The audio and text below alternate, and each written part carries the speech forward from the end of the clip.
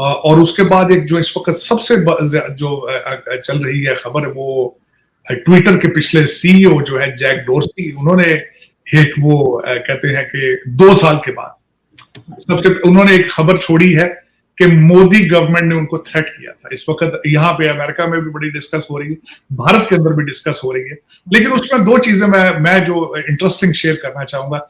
एक तो आपके सुनने वाले देखने वालों को चाहिए कि जैक डोर्सी की पहले तो तस्वीर देखें, उनके नाक, उनका जो नोज है, पियर्स है, अजीब सा उनका हालात है। और मुझे एतराज ये है कि ट्विटर इलॉन मस्क से पहले एक बड़ा अजीब तरीके का एक इंस्टीट्यूशन था, मैं उनसे एग्री नहीं करता। अब मैं उसकी मिसाल ये दूंगा कि डोनाल्ड ट्रंप अमेरिकन प्रेसिडेंट थे, उनका अकाउंट सस्पेंड था, तालिबान के अकाउंट चल रहे थे, ये था। और फिर उसके बाद ये था कि जिसका दिल होता था अकाउंट बंद कर देते थे, जिसका दिल होता था चालू कर देते। उनके ऊपर सबसे बड़ी एलिगेशन अमेरिका के अंदर ये थी कि हंटर बाइडेन के ऊपर करप्शन चार्जेस थे और उनके जो लैपटॉप्स की तस्वीरें और कई चीजें लीक हो चुकी थी, लेकिन उन्होंने being a liberal, being a socialist mindset और अपने मर्जी से एफबीआई के साथ मिलके उनको वो उन्होंने उसको मेन स्ट्रीम पे नहीं आने दिया। और आज मुझे आज भी एतराज है कि मिस्टर जैक डोर्सी, आपको 2 साल के बाद अब होश आई है, क्योंकि जब किसान मोर्चे के तो 2 साल गुजर चुके हैं, आपको ट्विटर से 2 साल हो चुके हैं, आपको आज याद आया है कि आपने मोदी जी के ऊपर ये एलिगेशन लगानी थी। पहले आप सोए रहे हैं, कुछ आप क्या स्मोक करके सोए पड़े थे? मुझे लग रहा है कि आपने कुछ ज्यादा चीजें स्मोक कर ली है, क्योंकि आपके हुलिये से नजर आ रहा है कि आप मोस्ट ऑफ दैट जो आप टाइम है यू आर स्मोकिंग। अमेरिका के अंदर होता है, आर यू स्मोकिंग समथिंग? तो वो मेरे ख्याल में कि जैक डोर्सी साहब को 2 साल कुछ वो स्मोक करके पड़े रहे हैं, अब उनको होश आई तो उन्होंने कहा जी डोर्सी वो मोदी जी ने तो मुझे थ्रेट कर दिया था। उन्होंने कहा था कि हाँ, ये जरूर है कि उन्होंने 1200 अकाउंट जो खालिस्तानी माइंडसेट के लोग थे उनके बारे में उन्होंने कहा था कि इनको बंद किया जाए, और थोड़े अरसे के लिए बंद करके बाद में उन्होंने उनको खोल दिया था। सर इनका ट्विटर को तो सर इमरान खान की पार्टी ने भी बड़ा इस्तेमाल किया है, लोगों को ट्रोल करने के लिए, लोगों को परेशान करने के लिए। उस वक्त तो उन्होंने कुछ नहीं किया। मैं ये कहूंगा ये पार्टी सिर्फ सोशल मीडिया की पार्टी है, क्योंकि ये करप्ट लोगों के बिगड़े हुए बच्चों ने बनाई है पार्टी। ये फाउंडर जो है सारे करप्ट लोग। अफसर जो होगा सारा दिन रिश्वत लेगा, खून चूसेगा, लेकिन उसकी बीवी जो है और उसके बच्चे शाम को वो स्वाब हासिल करने के लिए वो चले जाएंगे इनके जलसे में, गाना लगा जाएंगे, साथ लगाएंगे, आज इमरान खान जलसे नचड़ ये होगा। वो समझते हैं अमानत है।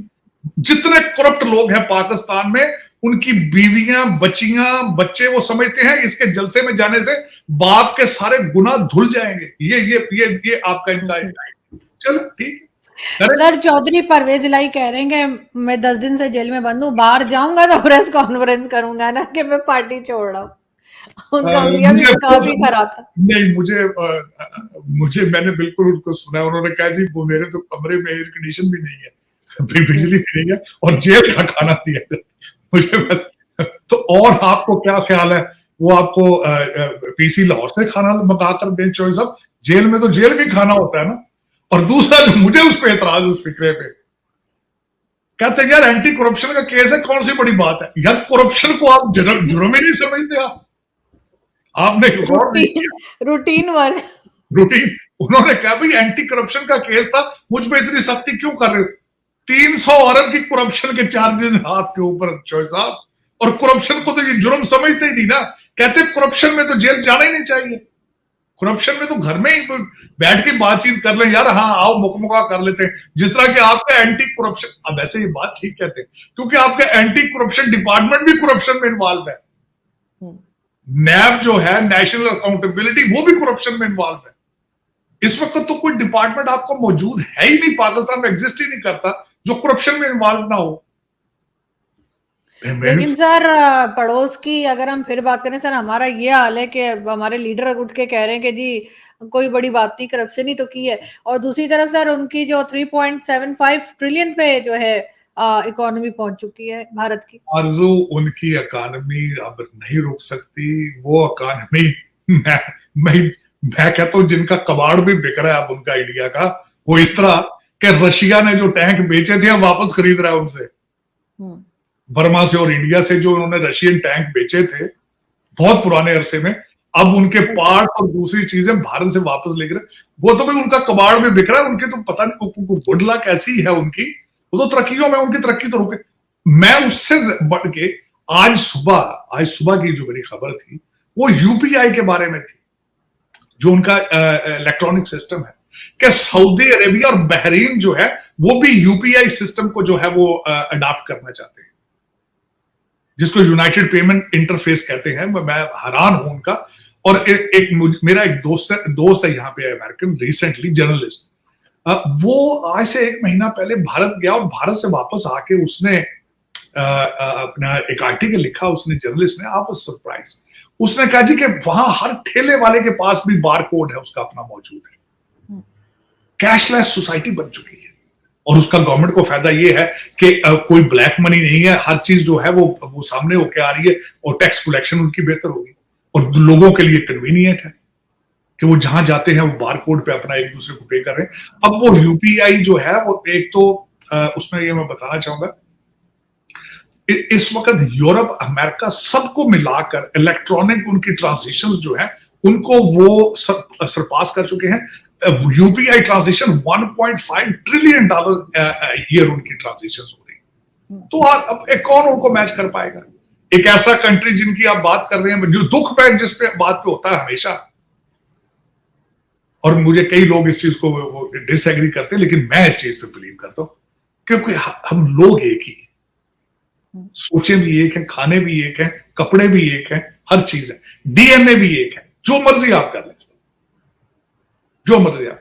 मैं कल परसों एक आर्टिकल पढ़ रहा था गांधी जी के बारे में, तो गांधी जी ने एक दफा मैं देखें कई लोगों को भारत में ये नहीं आजकल, लेकिन मैं I am very inspired by the Gandhi, very much inspired. मैं उनके हमेशा मुझसे कई दफा पूछा गया कि who is your favourite leader in सब कॉन्टिनेंट, तो मैं हमेशा गांधी जी का नाम लेता था, इलामा इकबाल का नाम लेता था। और उसमें उसकी कई वजूहात हैं। एक बहुत बड़ी डिबेट है गांधी जी के बारे में, क्योंकि मैंने पढ़ा उनके बारे में बहुत है। तो वो कहते थे हम सदियों से इकट्ठे रह रहे हैं, सदियों से इकट्ठे रह रहे हैं, हम मेरा मसला मजीद आगे रह सकते हैं, इसमें कोई शक नहीं। बल्कि उसमें इस पे कोई शक नहीं है, इस प्रूवन क्या हमारा डीएनए एक है, इसमें कोई शक नहीं। तो लेकिन देखें कि उनकी तरक्कियां, उनकी चीजें जो है वो रिमार्केबल, इसमें कोई शक नहीं है। यहाँ पे अमेरिका में उन्होंने जो नेटो प्लस को डिनाई कर दिया कि हम नहीं जाएंगे। उसके बाद मैंने आपको यूपीआई के बारे में बताया, इकोनॉमी उनकी, मैं उनके बारे में बिल्कुल डिटेल से पढ़ रहा था, रिसेशन प्रूफ है, रिसेशन का कोई बिल्कुल खदशा नहीं है। और मुसलसल ग्रोथ पे, अमेरिका की इकोनॉमी से ज्यादा ग्रोथ पे जा रही है भारत की इकोनॉमी, रिमार्केबल। मैं समझता हूँ इसमें कोई शक नहीं है, इसमें कोई शक नहीं है। और वो कहते हैं ना कि more power to them, more power to them. मैं बिल्कुल इस बात पे मैं यही समझता हूँ कि चलें तरक्की करेंगे, शायद कभी पाकिस्तान भी कुछ लर्न करे उनसे, या उनसे। लेकिन सर हम कैसे तरक्की करेंगे जब हमारे यहाँ इस वक्त जो बजट आया है उसमें एजुकेशन के 5.5% जो है वो इंक्रीज किया गया, जबकि डिफेंस बजट 15% बढ़ा दिया। कि इनको लगता है कि डिफेंस ज्यादा जरूरी है। नहीं, डिफेंस तो खैर बहुत ही ज्यादा जरूरी है, लेकिन मैंने आपको हमेशा ये कहा है कि आपके जो एजुकेशन पॉलिसी बनाने वाले हैं, जो एजुकेशन मिनिस्टर हैं या रूलिंग एलीट है, उनके बच्चे तो पढ़ते नहीं ना स्कूलों में, वो तो एक ही संग पढ़ते हैं या अमेरिका और इंग्लैंड में पढ़ते हैं। तो उनको क्या जरूरत है भाई पॉलिसी आपको बजट बनाने की एजुकेशन का? आपके जो इस्लामाबाद में या लाहौर में या जितने आपके कैपिटल्स में बैठे हुए हैं, पेशावर जैसा, वो तो सबके बच्चे तो बाहर पढ़ रहे हैं, वो क्यों करेंगे? ये तो जो बेवकूफ जाके जलसों में और जो चढ़ गए थे जीएचक्यू के ऊपर, ये तो वो जो बेवकूफ जा कोर कमांडरों के घरों में घुसे थे जाए, उनको इनको पढ़ाने की क्या जरूरत? बल्कि अगर वो पढ़ जाएंगे तो इनके लिए जलसों में कौन निकलेगा भाई, इनके जुलूस कौन भरेगा भाई? अगर वो पढ़ जाए तो अमीरुल मोमिनीन का कौन जाके मुर्शद का गेट चूमते हैं, जाके भाग भाग के कहते हैं ये 21st सेंचुरी का पैगंबर है, अगर वो पड़ जाए तो फिर वो कौन इनका कारोबार चलाएगा?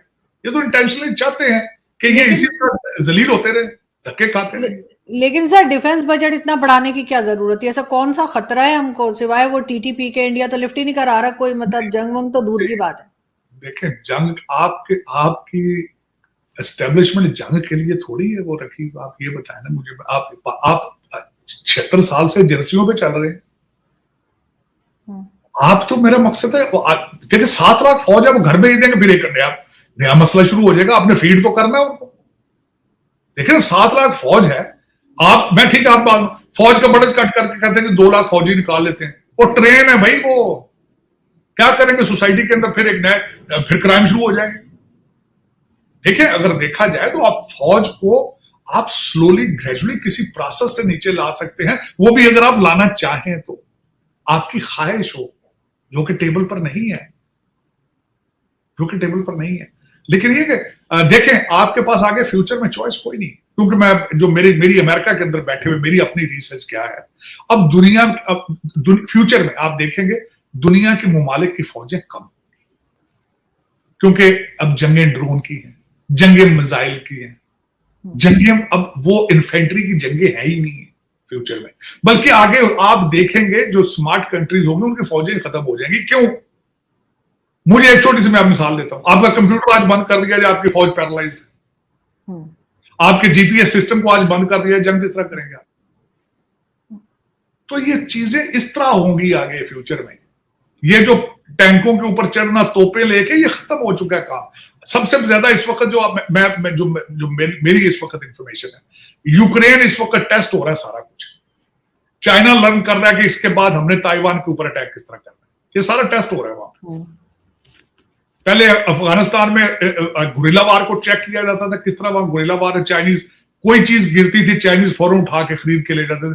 हमारे पाकिस्तानी भाई जो थे उनको भेज देते थे। कोई हेलीकॉप्टर गिरता था, कोई अमेरिकन चीज गिरती थी, हमारे फौजी भाई जो हमारे दोस्त भाई थे पाकिस्तानी, वो फौरन चाइना को भेज देते थे, वो जाके कॉपी कर लेते थे। अब यूक्रेन के अंदर रशिया अपनी टूटी फूटी सारी टेक्नोलॉजी पुरानी मिला के वो कर रहा है। वहां पे ड्रोन हो रहे हैं, ईरान के ड्रोन जा रहे हैं वहां पे, उनके अपने ड्रोन चल रहे हैं। अमेरिका का जितना अपना असला पुराना पड़ा हुआ था वो बेच रहे हैं। बेचना क्या है, उनके पास तो लेने के लिए कुछ भी नहीं। लेकिन ये कि अमेरिकन की इस वक्त लॉटरी है वो लोगों की, वो ये है, यहां से तकरीबन 2.5-3 बिलियन डॉलर पर महीने का दिया जा रहा है उनको, और जो देने वाले हैं उसमें से किकबैक्स ले रहे हैं। हमारे यहाँ पे ये भी बड़ा रवाज है, अमेरिका के अंदर भी यही बड़ा मसला है, किकबैक्स बहुत चलती है। सर रशियन ऑयल के लिए कह रहे हैं कि जिन्होंने चाइनीज करेंसी में पेमेंट किया है, और कह रहे हैं कि डॉलर में से निकल आए हैं। और ये भी नहीं पता चला इस बात का कि आपने जो उनका डील भारत के साथ है उससे $17 बैरल महंगा दिया आपने पर बैरल। वो $52 पर बैरल का ले रहे हैं आप जो बिल्कुल। बल्कि यहां तक भी हो रहा है कि सुना है कि वो यूएई जो, क्योंकि बेच रहे हैं भारतीय आगे तेल बेच भी तो रहे हैं, भारत $52 पर बैरल लेकर उनके डील से आगे रिफाइन करके भी बेच रहे हैं। और दूसरा आपका तो अभी आया है क्रूड ऑयल, और उसमें अभी एक डाउट है कि आपकी रिफाइनरीज जो है वो एबिलिटी भी रखती है या नहीं रखती उसको रिफाइन करने की। ये भी क्वेश्चन मार्क है। लोगों ने तो अभी जश्न मनाने शुरू कर दिया ना, अभी वो ढोल बजाना शुरू कर दिया, भाई वाह जी वाह। लेकिन अभी तो 2 शिपमेंट मेरे ख्याल एक आई है, दूसरी आने वाली है।